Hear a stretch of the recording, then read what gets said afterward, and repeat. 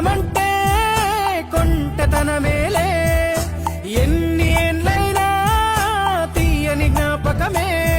ఈ మానవ జీవన పయనంలో బాల్యం అద్భుతమే, మన బాల్యం అద్భుతమే. వీరి వీరి గుమ్మడి పండు వీరి పేరేమి, తాగుడు మూతలు దండాకోర్ వీరి పేరేమి.